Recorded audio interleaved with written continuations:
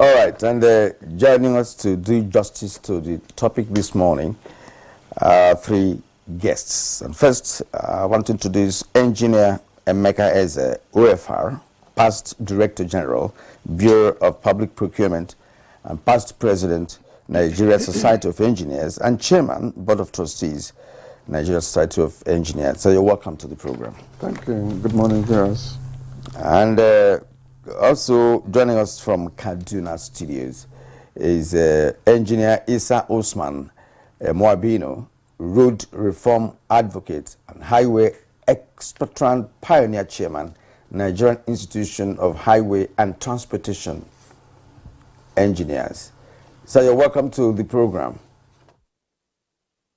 Welcome to the program. And via Zoom from Makurdi, Benue State is Engineer Felix Atume. Engineer Atume is the former registrar of the Council for the Regulation of Engineering in Nigeria, COREN. Good morning and welcome from Kogi State. Well, from Benue State, thank you very much. Or Benue, rather. Thank you. Kinsley. All right, Kieran, thanks a lot. Let's begin with our guest in the Kaduna Network Center. That's Engineer Isa Osman Moabino. Look, when you see the visuals of our highways that we saw a moment ago, for instance, in our background, as well as what gets to be published in the newspapers from time to time, you cannot but be horrified by the state of these highways, particularly during the wet season that we are in. What is happening from your reading? Is it inappropriate design, design failure, construction failure, poor maintenance, or just what? How do you explain this? Thank you so very much for this program. I think it's a good thing that we're talking about Nigeria roads again. But to go ahead and answer your question, I think it's a national embarrassment that we continue to have this kind of failures and not decide to do something different to get them cleared out. The failures on the road are definitely something that can be cleared out by professionals given the mandate and the wherewithal to try to get our infrastructure in place. Yes, the failure can be attributed to a combination of all the issues you raised, but I think more fundamentally, we also need to look at the institutional network on how we actually manage our infrastructure. How do we manage our road system? These are also part of it. Issues of how is the road managed? Who is in charge? And how is he able to access funds as at when due to be able to get these things done on time? A failure on the road will not give you any long-time warning. Yeah, there will be some sign that there's an element of failure occurring, and you are expected to attack that failure, to maintain or to correct that failure immediately. The more time you leave for a failure to continue to occur, especially when flooding is involved, then of course you are losing the road. It's not something that will wait for you to go and get ready. You should be ready as at when you need to repair a road, as at when you need to do the road. I won't attribute the failure to issues of design, because designs are done based on data available as at when the design is being done. As things begin to change, it's expected that you will also go ahead and change with it in line with maintenance, in line with accessibility of funding to be able to do your jobs. Also in line with institutional framework of being able to get that done in the right manner. I wonder where we still relate and we are unable to set up a federal road authority that will have the 100% reliance on road construction, road design, road maintenance, and all aspects of our road networks. We think it is high time we get that done. We also need to have a sustainable means of funding for our road. We can't continue to be using emergency approaches to do things that are ordinarily going to be continuous.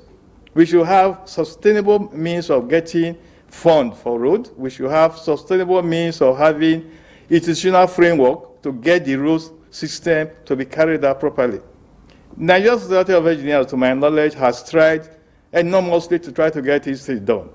They have followed it up for the past 35 years, I'm aware, of trying to ensure that there are road sector reforms, and those reforms are carried out to the fullest. But unfortunately, that has not happened. And we do hope that as engineers, we do hope that these things will begin to happen. Now we have a new government. I believe that they will not expect to continue to do the old thing. I expect a different result. The moment you are not doing the correct thing, the moment you are not changing your tactics to a problem that you have identified, you cannot get a solution to it. We've identified that transportation, especially road network that carries 80–90% of the transportation system we have in Nigeria, we should have a very clear institutional framework to handle that sector if we really want to get on. We can't continue now to begin to do the issue of budgeting and designing road, deciding which road to do on the basis of maybe political consideration. This should be done on the basis of technical consideration, on the basis of the use of the road, the traffic load on the road. These are issues that you need to consider to know which road to repair, which road to work out, and which road to design. And maybe I should mention here too that most of the roads we have in Nigeria, they are transferred roads from colonial era. Is it not time for us to now begin to have green approach to this? Design new pathways, new roads, new alignments that will ensure that things are carried out. The farmers are able to bring their goods clearly to the market, and we are able to transport things from the production areas to the areas of use. The colonial master that designed this, actually, if you look at the road properly, they were actually meant to carry goods from the various hinterlands down to Lagos port, where they'll be exported to the various European countries. But now... Engineer Abuja, we're going to return to you for further explanations, but the ones we've done so far are quite well taken, and of course we've had this again in the past, in all the reforms and what have you, yet nothing has changed. Now let's come to Engineer Meka Eze here with us. Engineer Abuja noted that it is not in the design of the roads that's the problem. I wouldn't know whether it's about soil texture, because if you apply Lokoja to Abuja, you will see some roads. I don't know whether they melted or something. I don't know. You see some rise and fall of the road. You could see that something is wrong underneath, meaning that perhaps the soil texture was not taken into consideration, before the laying of whatever the engineers did to come up with the road. So, in your take, does it have to do with the road design? But I saw one road in Ebonyi State, to be honest with you, for the first time in my life, that in Nigeria, that I've seen it, concrete. Look, I said, okay, we're going somewhere. I said, look, let's do the full stretch of it. We couldn't get to, because I didn't want to lose where I was going. I said, let me. I was enjoying the driving on the road. Concrete, completely concrete. I'm not sure flood will have anything to do with that kind of thing. So it's about design now. For the governor of Ebonyi, who is an engineer, to have done that, I believe there's something about it. Concrete road. Tell us about it and more. Yeah, thank you. Well, good morning, viewers. Specification and design is part of it. And of course, a road is designed based on the traffic and the load and the use of which is going to be put.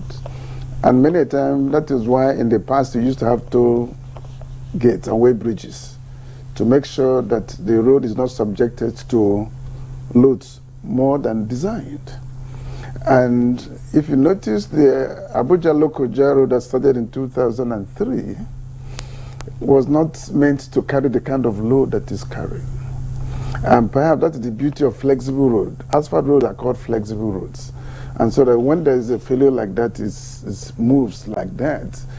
Of course, you know what's happening. On that road is a highly trafficked area with a lot of cement trucks coming and go. So the load on that road is not modulated. And so, having said that, a flexible road like asphaltic roads can last for as many as 50 years, depending on the traffic and the design and specifications.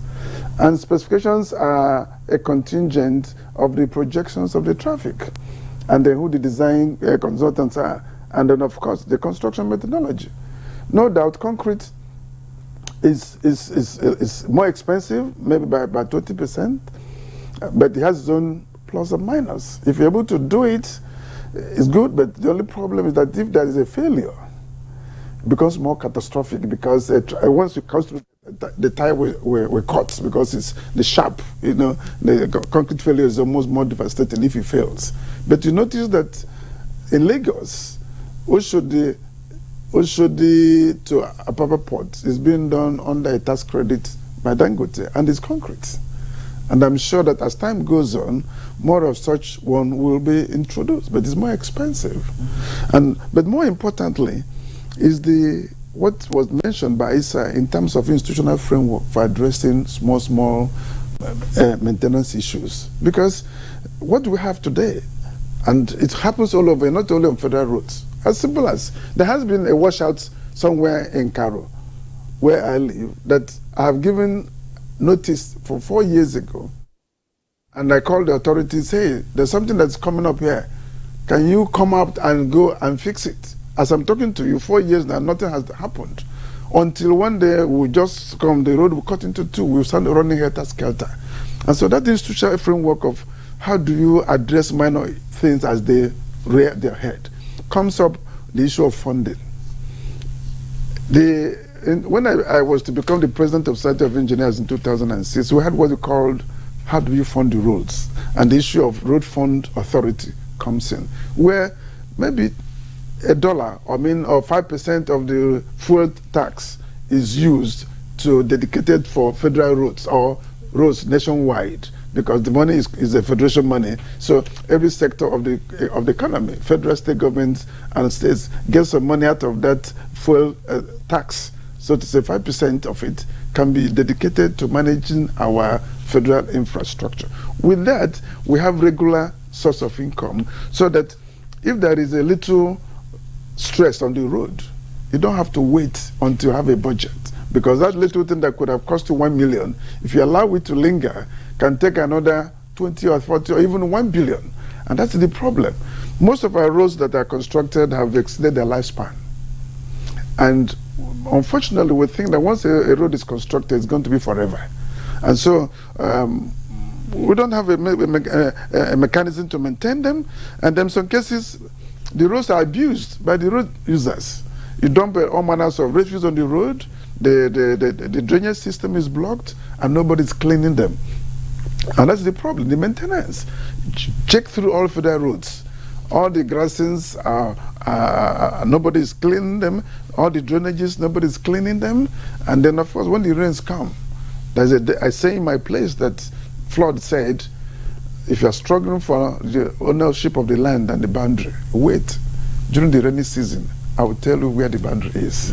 Or to take his course. And so that's what happens. When we choose not to clean the drains that will allow the water to go away, when the rains come, if he has no space, he'll come into the road. No, but Engineer Eze, while you are still speaking, when we say the roads are not maintained, let's say just even clearing vegetation that are growing on the hard shoulder, the drains are not unclogged, whose responsibility is that? We knew about road menders and road makers in the past. So did they just vanish and then nobody does any work again? Everybody sits in the office and then waiting for the roads to maintain themselves? That's exactly what you're talking about, the institutional framework. The Society of Engineers have been at the forefront of running for that federal road authority with power to do such things, to come back. Because remember, in those days, the federal highways were not as many as they are today. With new states and the expansion, the job is getting more and more, no doubt. But if you need to change the intervention speed, we need to have a federal highway authority that will have a sort of funding that can respond. And of course, with good, putting the right people in place who are committed, and monitoring mechanism to ensure they do them and sanction those who don't do them. The problem is that even when you put them and you don't have a mechanism to monitor compliance, then it's as good as nothing. Because, for instance, each state has the federal control of works. And then the federal control of works does not have funds even to fix the list of the boreholes. FEMA, for instance, is there as a federal agency to address issues of emergencies. FEMA doesn't have money to do that. And so what do? You see that the road is even in Nyanya here, Nyanya to Kefi Road, until recently when they began to rehabilitate it, it was in very bad shape. And each time I will call the FEMA MD, I say, hey, Road is calling this, come and clean this drain. They don't have money. So what do you want to do? No, well, I will come to the issue of FEMA again and the Nigerian elite challenge. Let's put it that way.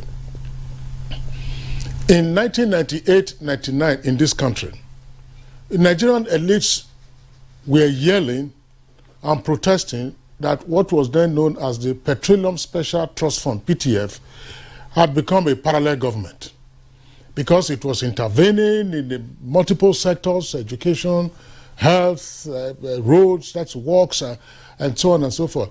And PTF was set up by Abuja to utilize the savings from the increase in the pump price of petrol. Nigerian elites was parallel government. So when democracy came in 1999, one of the first things they did was to set up an IMC, that is Interim Management Committee. And eventually they said, scrap PTF.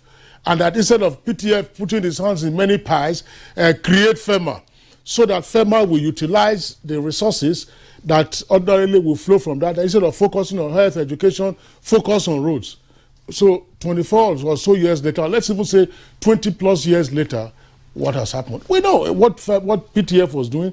Failed sections, PTF will mobilize and go there and work. So what has happened since then?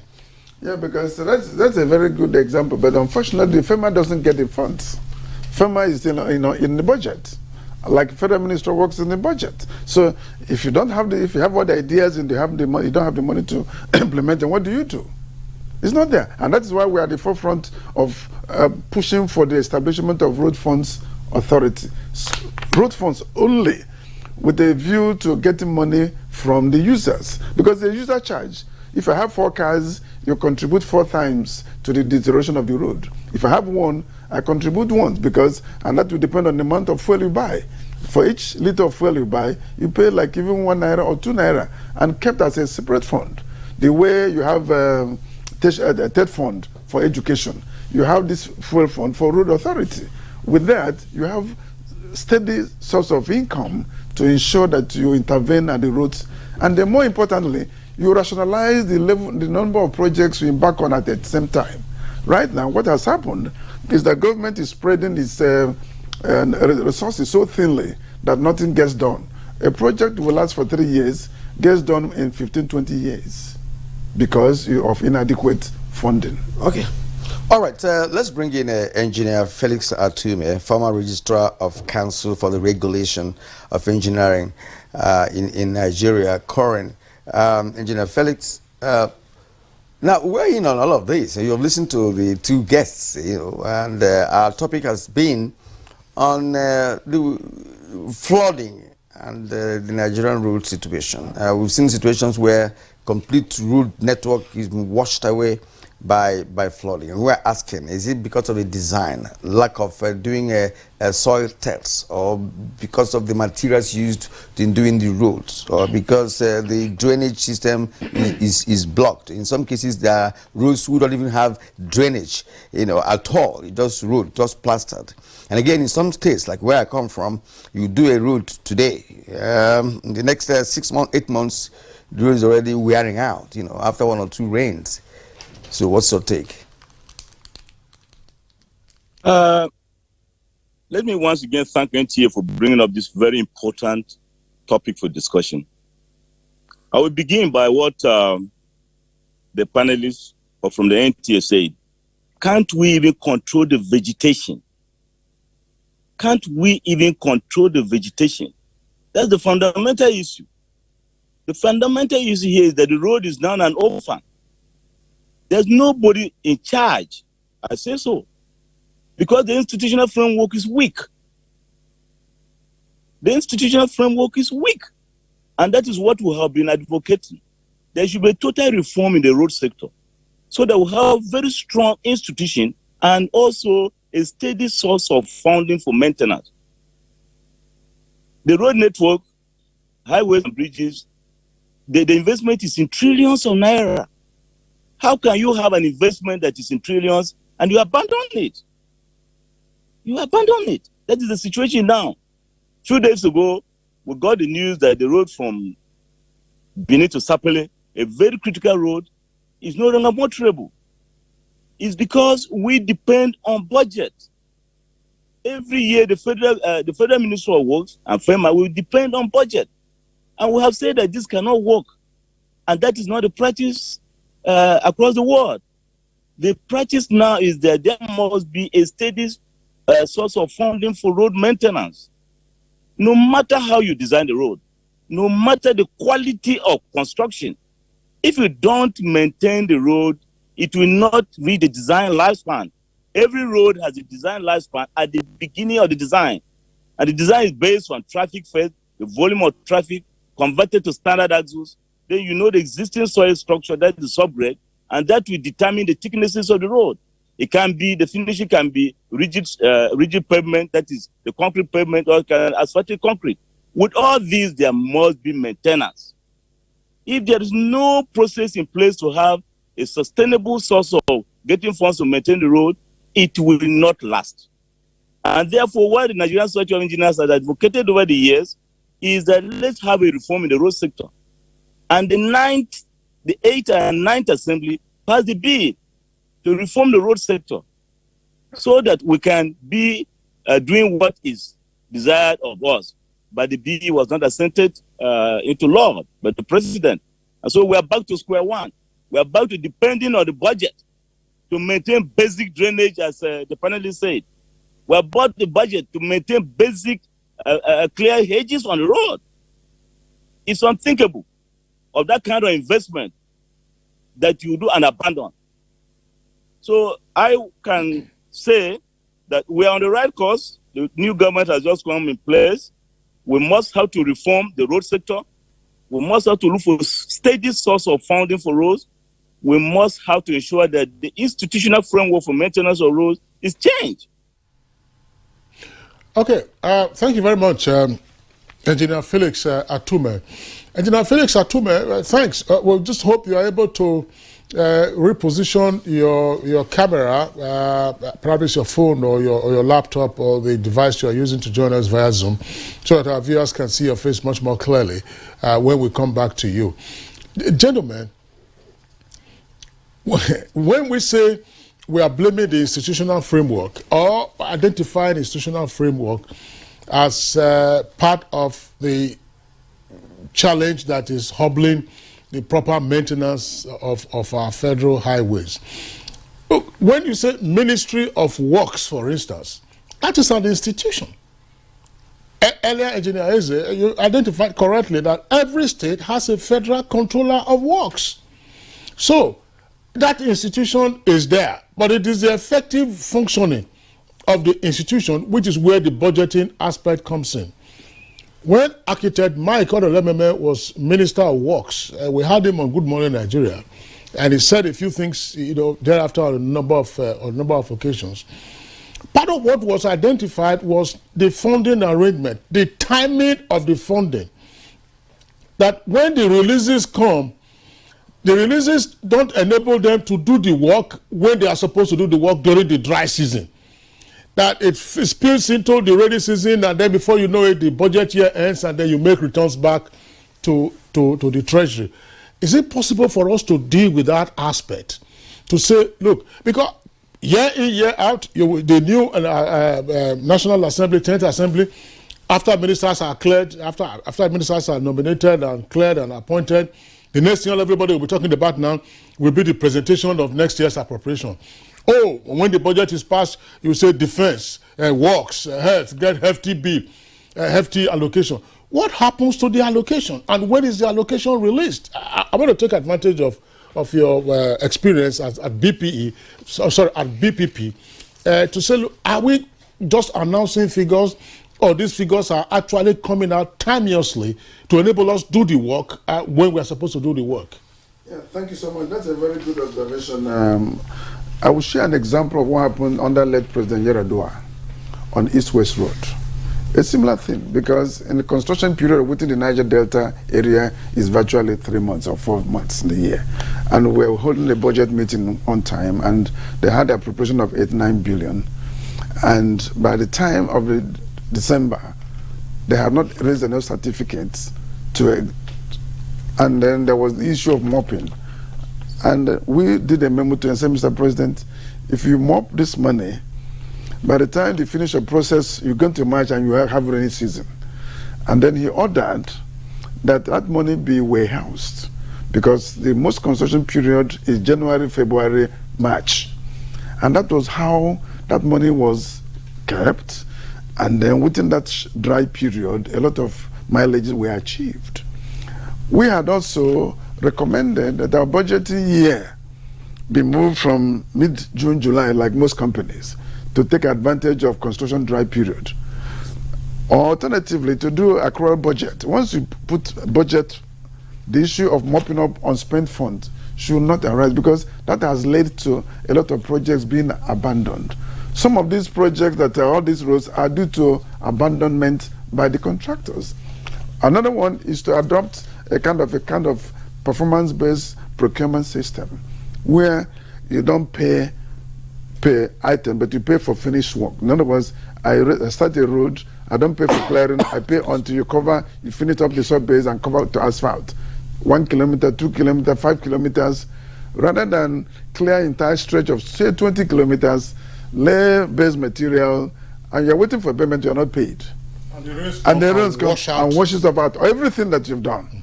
And then you come back the next budgeting year and it goes on. And that's exactly what's going on. And so, and even when budget is released or passed, they have issues of payment procedures in ministries. And it happened under Yaradua. And Yaradua, there's some invoices that stay up to 3-4 months before they move from one point to the other, until the contractors come. Yaradua set up a 3-man committee headed by then economic advisor, the then head of service. I myself, we went to the Ministry of Works, and we have people whose invoices were almost as long as 3 months. With our intervention, within 3 days, they all got their payments, and the projects moved forward. So it's a combination of all these kind of things, that even when money is budgeted, the process of contractors getting that money is also tedious. And then if a contractor doesn't get paid, because you have a contract period that says, for every invoice that I sign, I must be paid within 30 or 60 days maximum, in line with the procurement law. But some cases, invoices are not paid 6 months, 2 years, and then the contractor leaves site. Rains come. Everything that has done is gone. Yeah, well, it's all about the planlessness, because if it's proper, from what I've explained, if it's properly planned, and when there is political will to get something achieved, just as you said, when you waited on that, within 3 days it was done, but it was lying there for 3 months. So it depends on political will of the leader, which of course was exemplified in that circumstance. Now let's bring back Isa Usman Moabino. You are a road reform advocate and highway expert, meaning that you have a good understanding of how a highway should look like.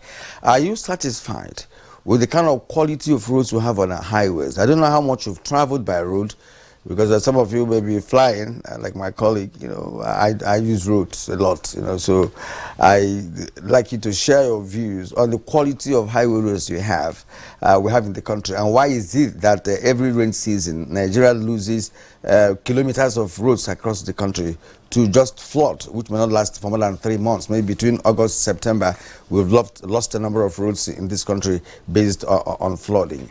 And again, are you satisfied with the kind of designs that you've seen? I saw one in 9th Mile going to Onitsha, the one that has been contracted to MTN, you know, with, maybe it's a tax rebate or something, right? But I'm satisfied with the thickness of the road in the first place. But again, as a non-professional, I will understand, you know, what has gone into the mixing and you know the quality of the materials, you know, used to do that. Now, are you okay with what you see, or do you think you need an improvement? You said reforms should come. In what form should this reform come? Because we've seen a number of reforms in the country in the past, but they never yielded any dividends. And today we're still talking about what we ought to have done some years back.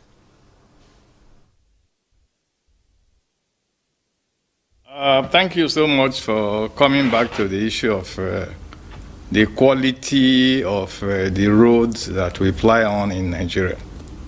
And your question is if I'm satisfied, and the answer is simple: I'm not. I'm a professional in the system, an engineer. I handle road consultancy, and I know the details about what it takes to do a good and proper road. But the environment is not really there to get these things carried out. I think Engineer Eze tried to explain a few things about what we mean when we say institutional framework is not really available. Yes, there's a Federal Ministry of Works, but that is not what it takes to get a certain level of projects or road work to be carried out. It requires a lot more. The cycle of budgeting, for example, which you try to explain, gives us in Nigeria a system where you must begin to do your budget first few months of the year, which in Nigeria, they are generally dry years, dry months. And then by the time you begin to fully get involved in road execution, after another 2-3 months of procurement period, you have actually gone into the rainy season.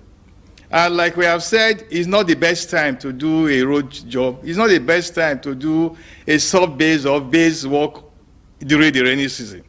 It's not that it can't be done. Yes, it can be done, but it's not the best time to get that done cheaply. You will have to do it at a higher cost if you have to do that. So I am not satisfied with the institutional framework that we have presently on ground to be able to get our road executed. That is one basic thing. The quality of roads that we have is determinant based on exactly what we have to support what we are presenting. You mentioned the issue of concrete road. I think the first example of concrete road that has been carried out here in Nigeria was done by Dangote somewhere in Ogun State, and invited us. Then I was the chairman of Nigeria Institute of Highway Engineers. He invited us to come and have a look and give him a certain level of advice. And we did. We were there. We looked at it, and we gave him the necessary advice we thought were necessary to improve on the quality of the road, to improve on the design, and to improve on certain aspects. By the way, concrete road for engineers is referred to as rigid pavement, whereas the asphalt road is referred to as flexible pavement. The design for the two of them are done differently. They carry different level because of the time lag we expected them to have. Also because of the kind of load we expect them to be able to carry. So the road, the way they are now, they are actually not getting the best they can from government. Even if you have to put funds, the way we are putting the funds, and the funds are not coming at the right time, you will really not get the best out of road. I think the other aspect you mentioned was, I think, if I was satisfied with the road. No, we are not satisfied with the road. We think we need to begin to do these things now in a different format. We have been doing it using the budgetary system for a long time, using the Ministry of Works as the institution that we carry out all the necessary design and construction, supervision, and maintenance. That has not worked. And I think we need to know that that has not worked. How do we now improve on it? I'm aware, and we are all aware, that Nigeria has eligible, qualified, capable hands in forms of engineers and technicians and so on to get these things done in-house. When I say in-house, I mean by Nigerians. But, of course, for whatever reason it seems, each of the road sites you go to, you see a lot of foreign faces or foreigners being there to handle the job that Nigeria should be able to do. And we begin to say that most of these people that comes as foreigners to do the job for you, they are here on business. They get done what you have invited them to do, and they are going back to their base. But in Nigeria handling that same job, within certain level of conditions, we make sure that he's putting in the very best in terms of materials that you mentioned. You mentioned the issue of whether the materials you have seen, some materials are not qualified and, quality enough to be able to handle a job. Construction is done in terms following certain level of codes and standards. And as road gets done, there are tests you need to carry out. There are quality control tests that you must carry out as a road is being executed. As any project really is being executed, there are certain level of standards and codes you must follow, and this can only be followed up through tests that you have to carry out. Various levels of tests you have to carry out to ensure that the material is suitable for what you want to use it for, to ensure that the environment is in line with the material you are bringing in. You will not construct a road in Bayelsa, for example, with the same level of material, with the same level of quality as compared to a road in Maiduguri, for example. The environment, the two environments are quite different. And your approach, your areas of concentration, for an engineer to supervise a road like that, to design a road in this very environment will be different. But here in Nigeria, I don't think we take all those into consideration when we begin to be in a hurry to satisfy political means, political requests to be able to get a job done. You'll be surprised to have a job is awarded before you begin to think of a design. I've had that experience, and I was embarrassed when I got a situation where I had to supervise or monitor a road, and I discovered that no design has been done. Of course, we stopped the road and said that, no, you must first of all have a design. How did you discover the road no design has been done? We needed to have a bridge across a certain swamping area, and I requested for the design of the bridge, and it was not existing. Okay, where is the actual design of the road? It was not there. Okay, Engineer Issa, thank you very much for the points that you have raised, and of course the other guests, we still have them with us, Engineer Eze here in the studios, and also via Zoom from Makurdi in Benue State, Engineer Felix Atume. We'll take a short break now. When we return from the break, we'll continue with the conversation.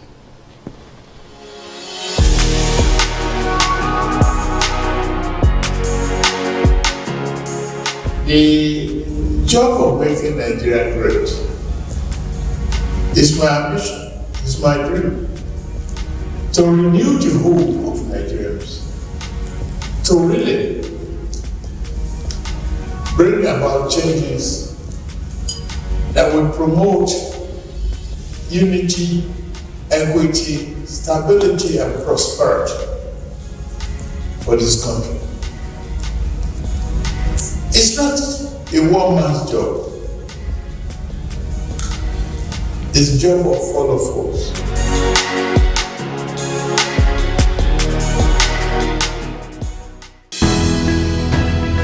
The counsel of our fathers. My advice to these young people is please do not take us back to those harrowing days. You probably do not know what it is.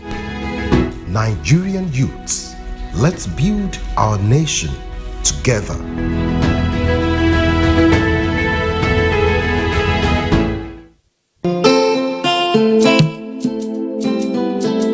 Nigeria means unity. Nigeria means freedom to me. Nigeria means greatness to me. To Nigeria is indivisible. There is nothing you can do. We all have to savage it together and learn to love each other. We are indivisible. As a mother and a leader, I will always preach for peace and unity in this country, because that is the only thing that will give us progress. Though tribes and tongues may differ, in brotherhood we stand, and it is the woman that does that.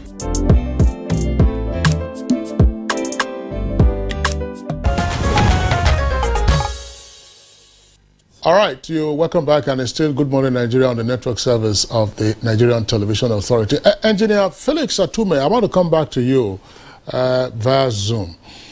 Yes, we can complain about inadequate funding. We can look for a super agency such as the Federal Highway Authority or otherwise. But under the current arrangement, are we making the very best of it? I want you to take a look, for instance, at some of the political interventions that we do get on a budgetary basis. Look, I remember this argument was made some years ago to say the focus of the Federal Ministry of Works would be it would take arterial roads in the country that can have multiplier effects on socio-economic activities. And when they are done with that, then they start going to other roads that are also federal roads. I mean, major roads, for instance, you say Benin, Auchi, Okene, Lokoja, Abuja, to Kaduna, to Zaria, to Kano, and then from Kano to Meduguri, and so on and so forth, Enugu, straight to Port Harcourt, and all that. But there is always the political intervention from those who have the power of the purse, namely the lawmakers.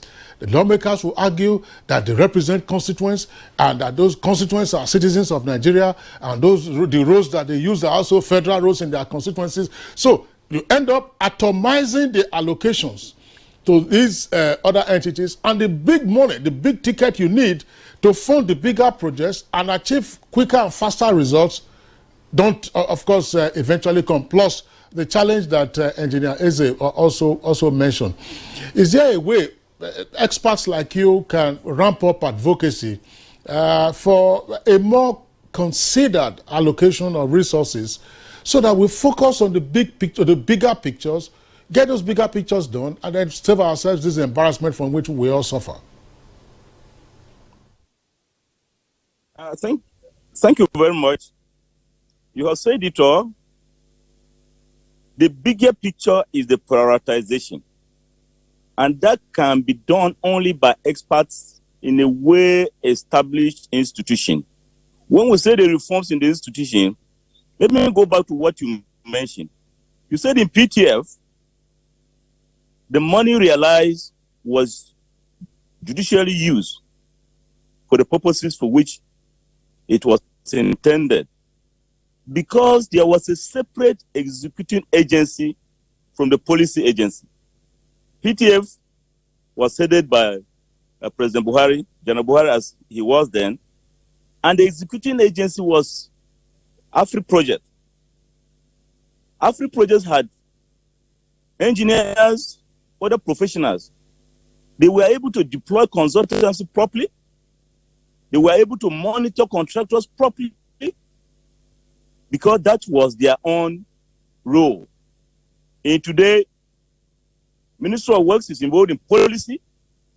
Ministry of Works is involved in virtually everything, including execution. It can work well.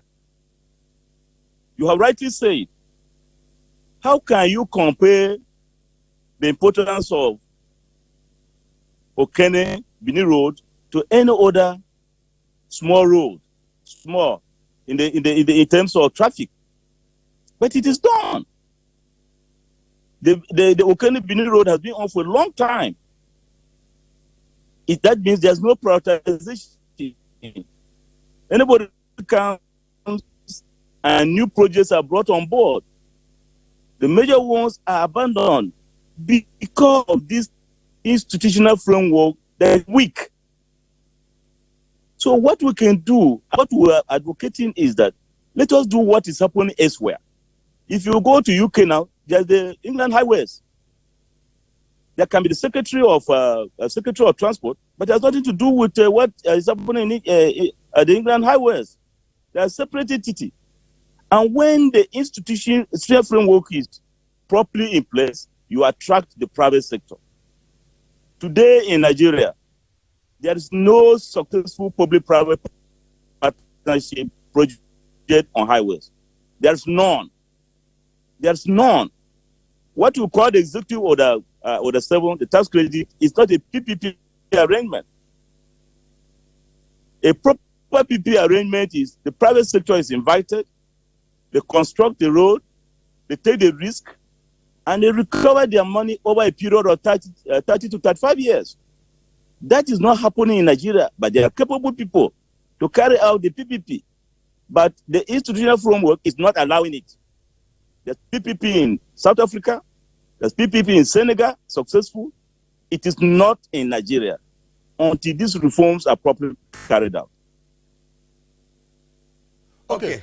Thank you indeed, Engineer Felix. Now, let's return to the studio here. Engineer Meke has a number of issues have been raised so far. But then I'm now concerned about the how so easy it is for flood to wash out our roads.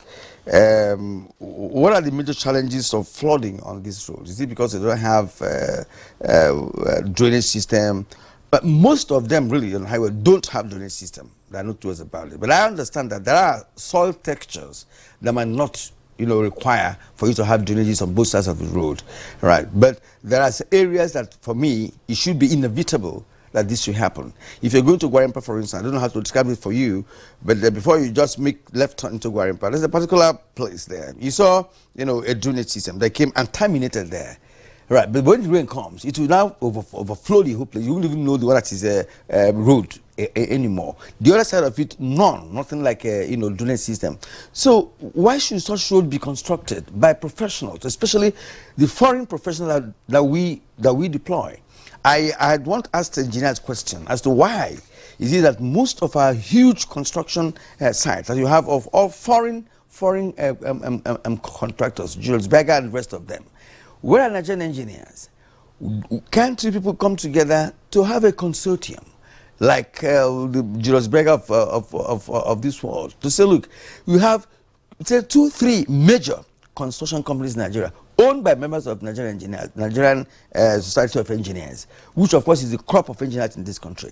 I have been privileged to report science and tech, and I've always met engineers, scientists, technologists, and what have you. Then I realized that there's no cohesion in the first place. There's no cohesion. The man who read mechanical engineering feels superior to the man who read civil engineering, and that's what you get across board. So why is it that we don't have huge and well-known construction firms in Nigeria owned by Nigerians that could deal with us, because we understand ourselves, that could deal with this job, because the foreigners will come, pay them the money, and then they do what they have to do and leave. But if a Nigerian is concerned, I recall when one of our governors engaged locals to do roads, they didn't do that well, but perhaps he was able to empower some of our local construction firms and what have you. But again, it depends on the amount of money released to them that will determine the quality of the jobs they're going to do. But most of the time, these roads are washed out. What are the Nigerian engineers doing to begin to do things by ourselves? Remember, the past administration had Executive Order 5, which of course is talking about our own local content in all things that we do. Well, thank you. You've raised a lot of issues in line with even what my colleague Felix said. But let me just address that before I come back to you. The issue of how we have abused even the little funds available to us. I wish I would have come with 2023 budget and see how, because a budget is a document of intention of what you want to do and the resource allocation. If you see 2023 budget, you find that there was no way government will achieve anything with that budget. In the sense that you can see a project costing 1 billion with an allocation of 50 million. And then a project of 20 billion having an allocation of 500 million. And the project is supposed to last for, say, 4 or 5 years. And you're putting only 500 million there. So when you now look at them, you find out that the idea is not to conclude anyone at all. And that's what led to President Yar'Adua. I keep referring to President Yar'Adua because these things didn't start today. That's always been there. He set up a committee again that I was privileged to be part of. And we went back to the ministry and then froze some projects. All the projects that have attained 80% completion, we froze, and all the other projects, and got all the members of National Assembly and say, hey, they used to have 2 billion per state. He said, hey, he sponsored my trip to the Capitol Hill in the United States to look at their what they call intervention of constituency projects. In America, they call it federal earmarks, where the federal lawmakers can only intervene in federal responsibilities. In other words, you have federal, you have local, and you have state government. A federal lawmaker is only allowed to draw the attention of the federal authorities to infrastructure that is responsibility of federal government in their locality for that to be accommodated in the project. And so what President Yar'Adua did was to say, okay, all of you that are talking for constituency projects, tell me the federal institutional road that is most appropriate in your area. That your 2 billion, we put it to augment what we have provided. And that was what he did. For instance, Enugu-Onitsha Road, the senators there had 2 billion. He put the 2 billion in Enugu-Onitsha Road then. He said federal government will not go and do borehole. Federal government will not go and do town hall. Government will not go and do local empowerment because that's not a federal responsibility. Or go and buy youth empowerment, street roads, and solar light all over the place. These are state and local government responsibility. If you get our budget today, I can assure you that up to 400-500 billion spread across the entire nation, accounts MDAs are devoted to such things, and you don't have anything. Go back that memory lane and see the solar lights that were done 5-6 years ago. Where are they Are they working? Go and check the boreholes that were done. When the borehole works for 6 months and there's the need for you to repair them, who does it? They're abandoned. And so it's littered all over the country. So my own take is that federal government has no business engaging in state responsibilities. Town halls, health centers, and all that. Coming back to you, you see, we said it before, that when you design a road and there is a gutter by the side and you don't clean them, when the rains come, the rain cannot stay on, it has to move. Find its level. It has to find, it's simple. And that's it. And so the issue of engineers coming together, yes, look at, it's a kind of economy that no matter how knowledgeable I am as an engineer, there's no way I can build a 10-story building without equipment. Because you need equipment. And we don't have local leasing company facility here. We don't have our iron and steel industry is dead. And there's no way you can get equipment even to do that. And you're not paying on time. So how do you get equipment? With all the first knowledge you have. It's like having a surgeon, as a very big surgeon, and you don't have equipment to do operation. What are you going to do? So that's the problem. So we don't have, within the engineering profession, we don't have a kinds of any infight. No. All we do is that we are being shut out totally at the policy making level, to the extent that people who make policies for you don't know how the sector is run. And so they make policies from their own feelings, for their own perception, without taking into consideration the in-depth detail that is needed for their policy. Of course, we have been hammering that ideally, like in China, most of the ministers have scientific and engineering background that will enable them to think in 3 dimensions. And we were expecting that perhaps the new government will take that into consideration in assigning people portfolios, that people who have technical issues is better assigned those areas. They will better understand and appreciate than somebody who is going to learn. We had a situation where somebody said he didn't have any experience in education, but he was sent in education. Now, why is it that we don't have indigenous construction firms? We did have. We had Hedel and Eric in those days. Where is it? Before Hedel and Eric, we had them. We had Oni and Sons. We have Oni and Sons. Where are they? That's what I'm asking. They're not there because, one, they're not treated like the way that the foreigners are treated. They're not paid on time. They don't even have equipment. And at the point, the economy becomes so unreliable, unstable, that even when you have your money, like now you raise an invoice. At the point, the invoice was, some contracts were awarded when the exchange rate was 150 naira, right? And today, the exchange rate is 700 something. And you don't have the capacity to adjust it to that level to get the money. And then your equipment is down. You want to buy your equipment from Germany, or from China, or from wherever, you have to pay Forex. We don't have an equipment leasing company here. So what do? You fold down or fold up, whatever it is. Yeah. Okay, Engineer Eze, thanks a lot. Gentlemen, and more particularly Engineer Isa in our Kaduna Network studios, I have, there's a message here from one of our regular viewers, architect MB Bill. Of course, he watches Good Morning Nigeria keenly, and it is drawn our attention to two key points, because Kirian has been talking about flooding and why the roads get washed out, and Engineer Eze was also saying, look, if the side drains get seated up and they are not maintained, obviously water will flow. But Architect Bello is drawing our attention to what he's suggesting, namely better water management. He says a number of our rivers in the country are silted. So you have the overflow in the surrounding areas, because if you look at, for instance, surrounding areas as well as the tributaries, from where, if you go to a swampy location and where the road begins to fail, I don't know how much of massive desiccation we have done around the country, and it's also drawing attention to Lake Chad. That Lake Chad is an idle reservoir where water, of course, could be channeled to once proper desiccation is done. Create more dams to arrest this and then reduce the impact of flooding on the roads. What are your thoughts about this, Engineer Issa?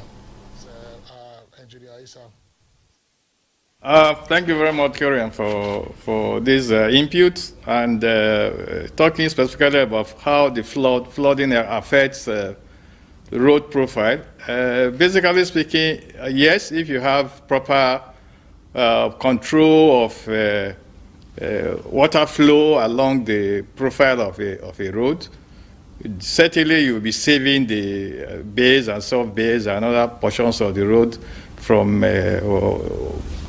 getting destroyed. It is good to have a control of the waterways in such a way as to be able to save the road networks.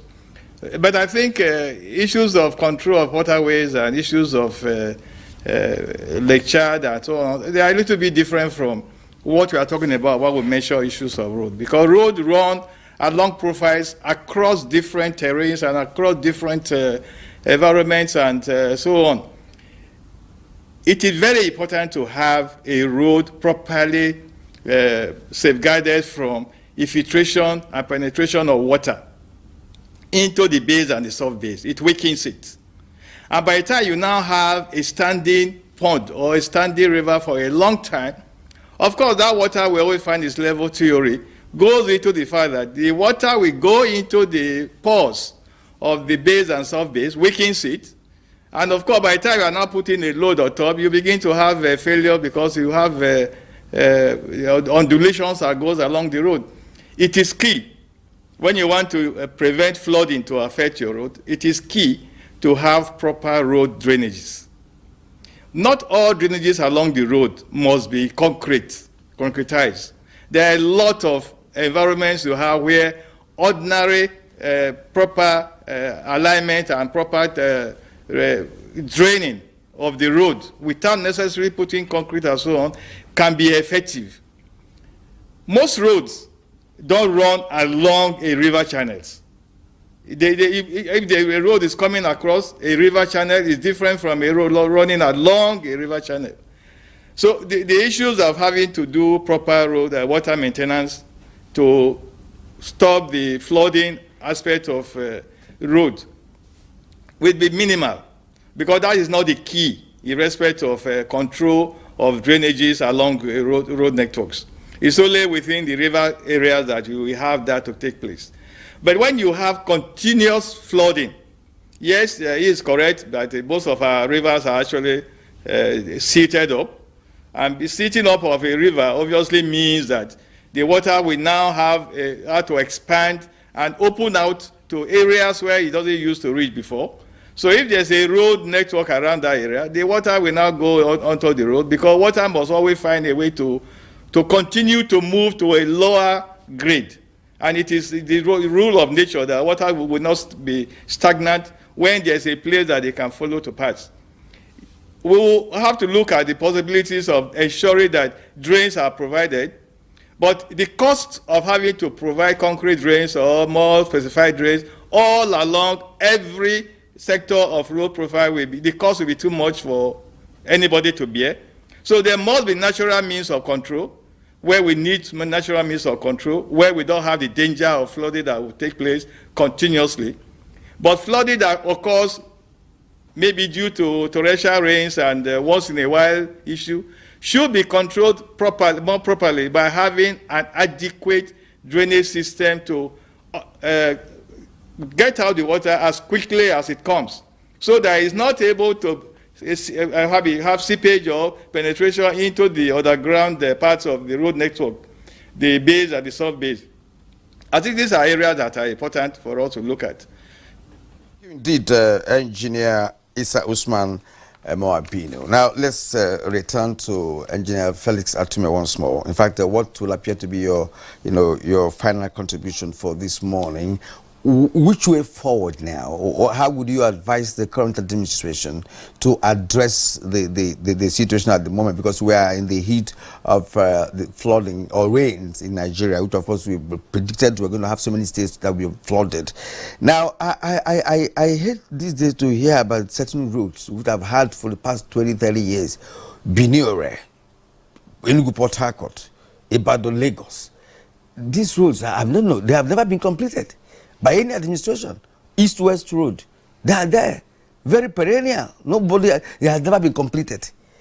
And we will see flood will come and even clear the ones that have been done, and so on. So that's by the way. But which way forward, so that we can stop counting our losses with respect to losing the routes that we have already expended huge, in fact, humongous amount of money to construct.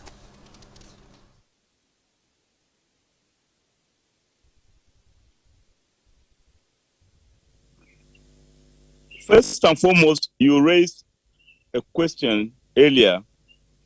Can't we have mega companies to compete with foreign companies? That's a very fundamental question. And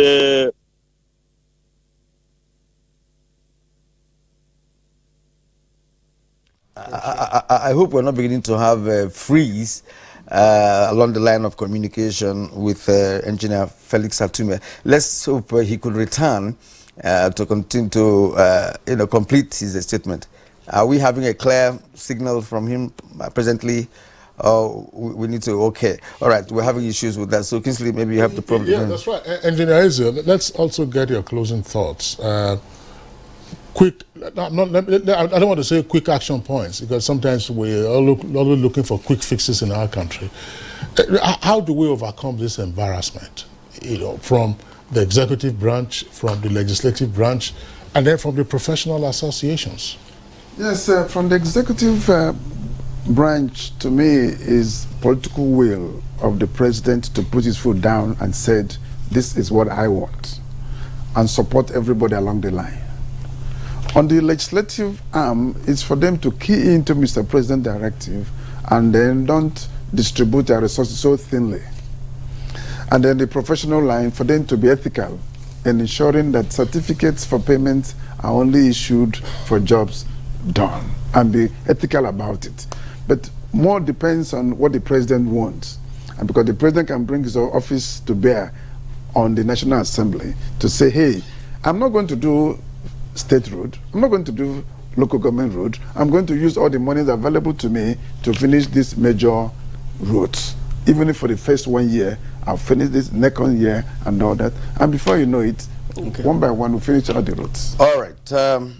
Engineer Emeka Eze, the former Director General, Bureau of Public Procurement. In fact, you sanitized the place, during your time. That was when we started hearing a due process. Also, past president of Nigerian Society of Engineers, we appreciate your time and, of course, your line of thoughts this morning. Thank you indeed. Engineer Issa Usman Moabino, road reform advocate and highway expert and pioneer chairman of the Nigerian Institution of Highway and Transportation Engineers.